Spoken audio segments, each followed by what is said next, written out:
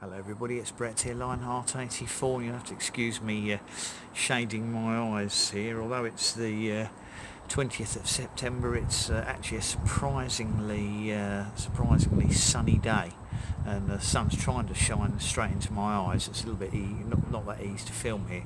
Now, sadly I've come on here to make a health statement about myself. It's very unfortunate, but I've just got back from the doctors and I've been diagnosed with what appears to be a fairly rare addiction, which the doctor described to me as George-itis.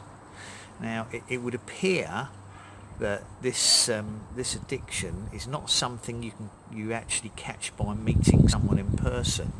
He said you can actually catch it from watching videos on the internet of someone who has this condition known as George-itis. Now apparently it originates from Australia, and the symptoms are very obvious. It's simply a case of it's an irresistible urge to keep buying tropical and exotic fruit plants and have them delivered when you've clearly got absolutely no room for them in your garden or house. So as you can see,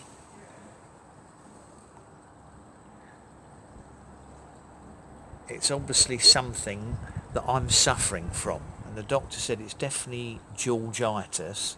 And he said, have you been watching any videos of Australians who keep buying plants that they don't have space for and keep getting deliveries in cardboard boxes? And I've had to admit that I am guilty of doing that, and clearly that's where I've picked up this serious addiction. So thank you for that, George. You've passed your George-itis on to me. So while we're here, we're going to have a look and see what's in this box that's arrived. You might be able to see from the you might be able to see leaves poking out. I'll give you some clue as to what we've got. So let's have a look and see if we can get this open quickly. This has been sitting here for a couple of days now.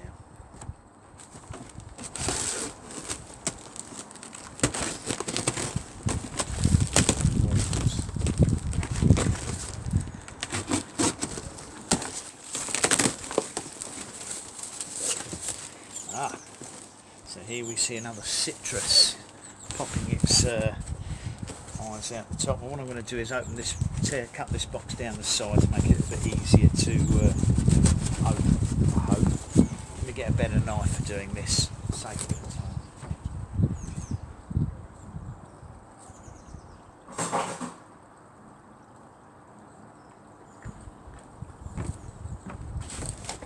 Right, back again. So I'll try and save a bit of time here. Oh, it's a strong cardboard box this company uses. Can't even cut through it with my carving knife. Let's see if we can tear it open. I don't want to damage the plant.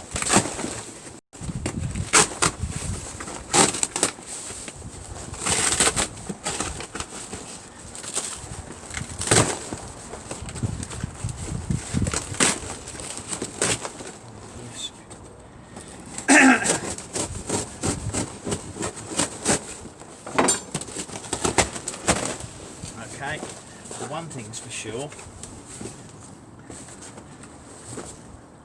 these plants don't like being in cardboard boxes for a week. Look at this. Clearly this plant had fruit on it, and unfortunately they're now no longer on it. So I guess they've been damaged putting it into the box, or simply sitting in the box for a few days. No idea if these might be edible or not. Sometimes green ones are. Now this is actually, I don't know if it's going to have a label on. I'm going to get it out of the box so you can see it properly.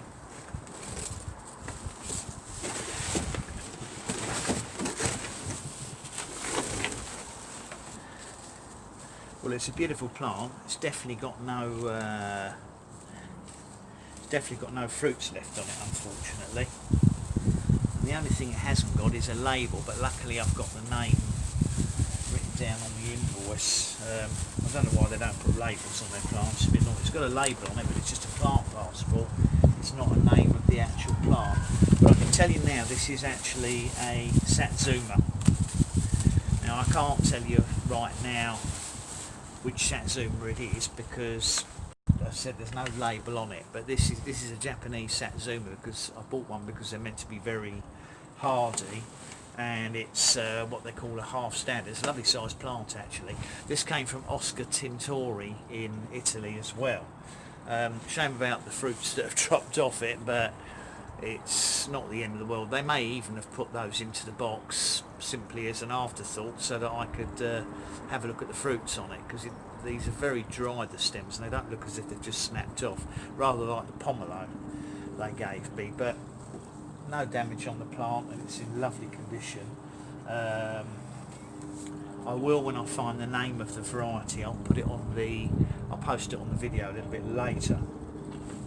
So that's my latest acquisition. That's a Japanese Satsuma. And as I said, you are in danger by watching this video of catching George-itis as well, and end up buying plants you absolutely definitely don't have any space for. But just be warned, it's not the worst addiction to suffer from, but it can prove to be expensive in the long run. But I much appreciate it for anybody who's watched the video and stayed all the way through. Please remember to give me a like.